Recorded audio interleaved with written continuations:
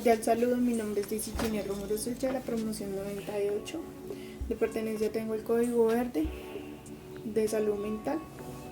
El objetivo principal es elaborar un documento donde se constituya el apoyo para la atención de pacientes con emergencia comportamental, haciendo uso de la unificación de criterios por medio del consenso de personas expertas en el tema. Las consideraciones importantes es la revisión del documento que está a cargo de psiquiatría o médicos generales de la clínica. El otro elemento sería la emergencia comportamental, que suele ser el resultado de la percepción del paciente de una situación amenazante, lo que activará los circuitos engramáticos y el sistema nervioso simpático para la lucha o la huida. La mayoría de los casos de emergencia comportamental no ocurren signos previos de alarma y se han descubierto 4 posibles fases, como son: la verbal, en las que el paciente suele usar un lenguaje denigrante o amenazante, en el que puede manifestar interacciones de hacerse daño. La segunda fase sería la psicomotora, donde el paciente presenta hiperquinesia, que es el trastorno o conducta que se caracteriza por inquietud y falta de atención. La tercera fase sería la destrucción de enseres, que es donde el paciente se muestra agresivo, pero lo hace exclusivamente en contra de los elementos que se encuentran a su alcance. La cuarta fase y última sería el hetero o autoagresión, donde el paciente despliega violencia física contra sí mismo o con las personas que se encuentran a su alrededor. Se consideran factores de riesgos para una emergencia comportamental: el sexo masculino, rasgos de trastornos de personalidad, farmacodependencia y psicosis de cualquier origen. El elemento que podría servirnos de ayuda en el diagnóstico de la presencia es confiar en el propio instinto.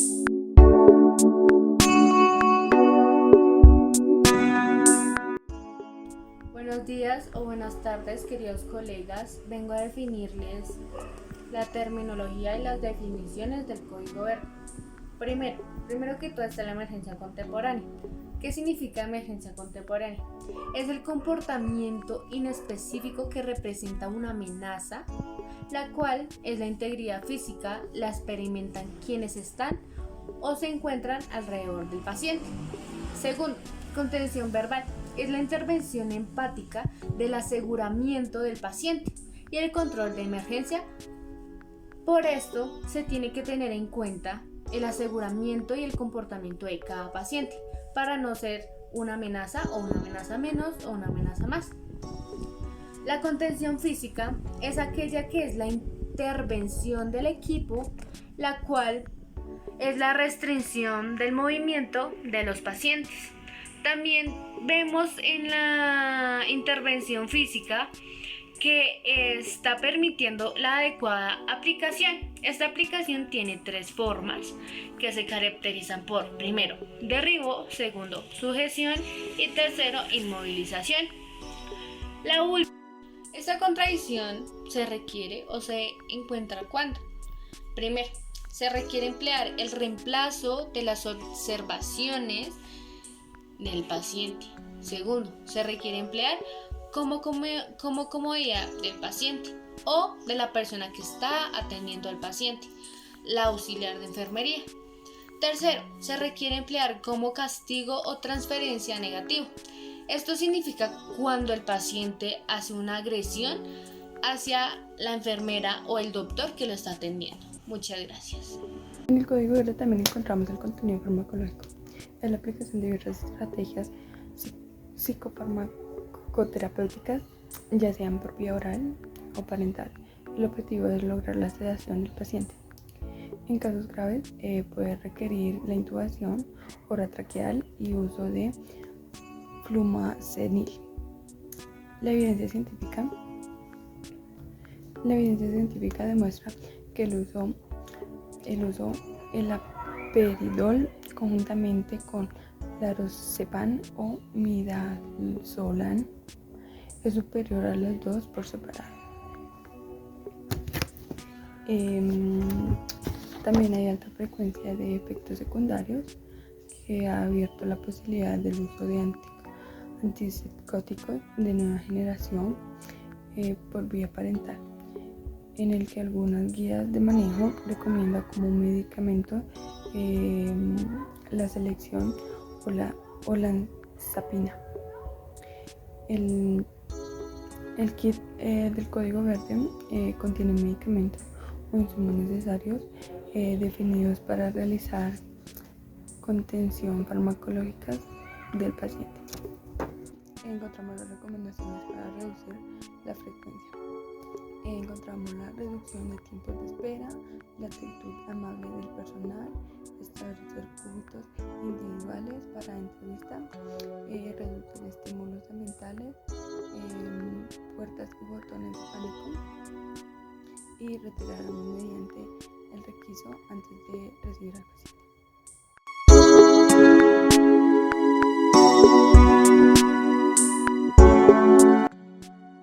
Buen día, mi nombre es María Alejandra y hoy vengo a exponerles la descripción del contenido del Código Verde. El primero es: debe activar el Código Verde solo cuando el paciente se encuentre en estado de agitación. Debe mantener la calma. Debe comunicarse en lenguaje claro y especificarle el área donde se presentó la emergencia. Un ejemplo: Código Verde en Nuestra Señora del Buen Consejo. El segundo es asistir al lugar donde se indica que está sucediendo la emergencia. Comportamental, lo más pronto posible, aproximadamente puede demorar 3 minutos. El tercero es: el personal de enfermería asignado debe llevar el kit de Código Verde. Si el código presenta en el tercer piso, trasladar el kit de San Benito Meni. Si el código se presenta en el segundo piso, trasladar el kit Beato Esteban Maya. El cuarto es ordenar contención física. Al trasladarse a un procedimiento médico, siempre debe ser ordenado para la adecuada aplicación de este procedimiento. Se requiere de cuanto menos 5 personas. Durante todo el procedimiento, uno de los pacientes y un miembro del equipo es el que se debe expresar en dando la explicación del procedimiento que tuvo el paciente. Bueno, Código Verde. Cuando el paciente presenta agitación motora, ¿cuáles son las situaciones que presenta? Autoagresión o heteroagresión. En la autoagresión, el paciente está presentando conductas en las cuales se agrede a sí mismo, se golpea contra la pared, la puerta, se está cortando con cualquier objeto, se está ahorcando con una sábana o cualquier prenda de su vestimenta. Nos acercamos prudentemente, hablamos con él, se le realiza señalamiento de que no lo debe hacer. El paciente no acepta límites ni señalamiento, se activa Código Verde, el cual consiste de controlar la situación con el grupo de colaboradores que asista a él inmovilizado, al paciente bajo orden médica o de enfermería justificada. Lo grave de la situación nos tiene que dar la orden precisamente es el médico, administrador, y si se trata de medicación según lo requerido en el paciente, también daría la orden el médico. Heteroagresión. El paciente se encuentra agrediendo a algún compañero de habitación o de la unidad, cualquier colaborador de la clínica, con cualquier objeto o fuerza bruta, el cual se realiza contención verbal, el cual no acepta límites ni señalamiento, actuando el Código Verde, en el cual se procede a inmovilizar al paciente en compañía de otros colaboradores y mediante tratamiento, el cual da órdenes y se cumplen los requisitos en la historia clínica. Siempre que se active el código verde tiene que ir el personal auxiliar de enfermería, tiene que ir jefe y sobre todo estar el médico para que dé la orden.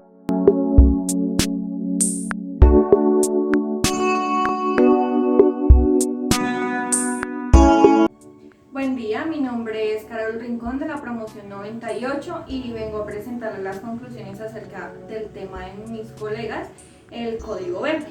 Como ya sabemos, el Código Verde es el protocolo que se activa frente a un paciente psiquiátrico que está sufriendo de alteraciones psicomotoras. El primer paso que debemos tener en cuenta es tratar de contenerlo verbalmente, o sea, hablar con el paciente, referirnos al paciente muy amablemente, ser empáticos con el paciente, tratar de que nuestro tono de voz sea más moderado, no usar la fuerza. Este procedimiento, ¿quién lo hace? ¿Quién lo lleva a cabo? La jefe y el auxiliar de enfermería. Debemos también tener en cuenta para esto que cuando se activa el código verde, todos los que estén por ahí deben correr a prestar esta atención, incluyendo al médico tratante del paciente, que será solicitado pues por las bocinas o por radio. La segunda es la contención mecánica o física, que ya en esta se dispone el auxiliar de enfermería a organizar los materiales que se deben usar para contener al paciente. Debemos de nuevo repetir que no debemos usar la fuerza para cuidar la integridad de nuestro paciente. Este trabajo lo pueden realizar máximo 6 personas, mínimo 4 personas. Entre estas personas está el médico, la jefe de enfermería y los auxiliares de enfermería. Si hay un psiquiatra o un psicólogo, también llamarlos.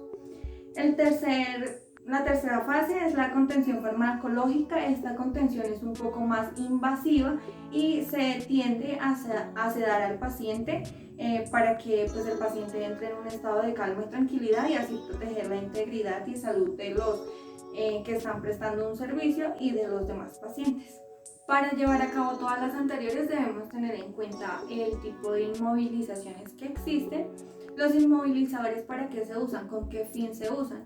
Para limitar y restringir la actividad física del paciente. Hay varios tipos de inmovilizaciones, en realidad son 5 inmovilizaciones.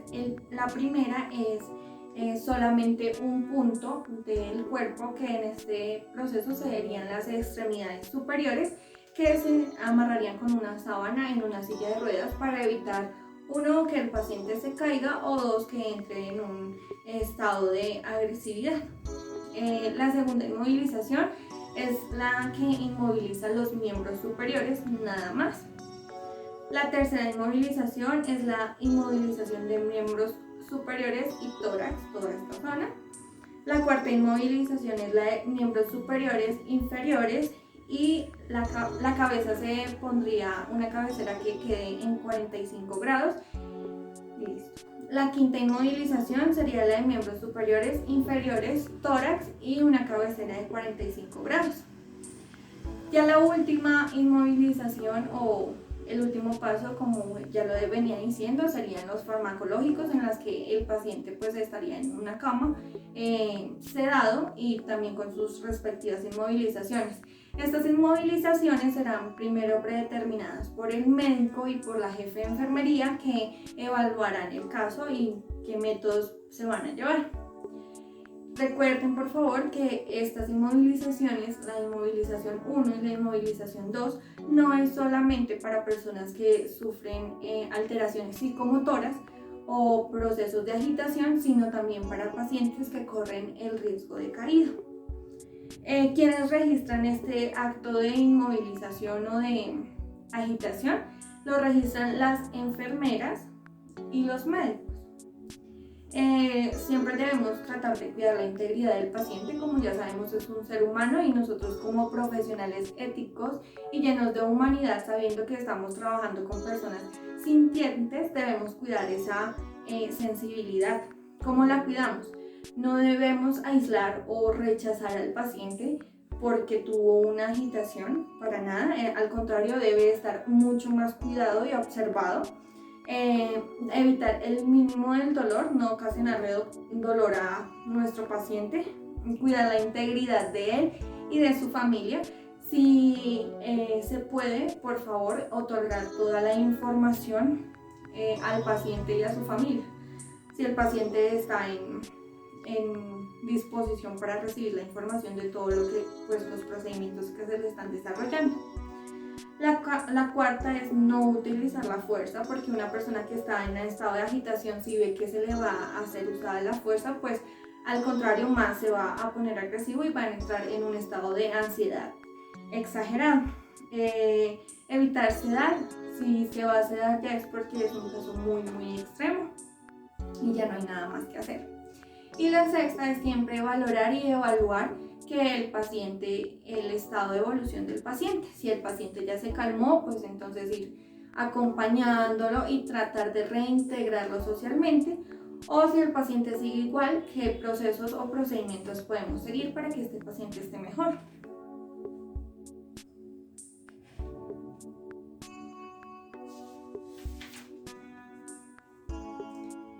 Debemos tener en cuenta antes de lo de los pacientes que presenten este tipo de ansiedad y agitación, vienen dando ciertas señales de que se va a presentar, y entre esas señales podría ser posturas de amenaza o amenazas verbales que el paciente hace. Puede que el paciente esté muy normal, pero un día se levanta y dice, no sé, no quiero volverla a ver la casa, si usted entra a mi cuarto tenemos problemas.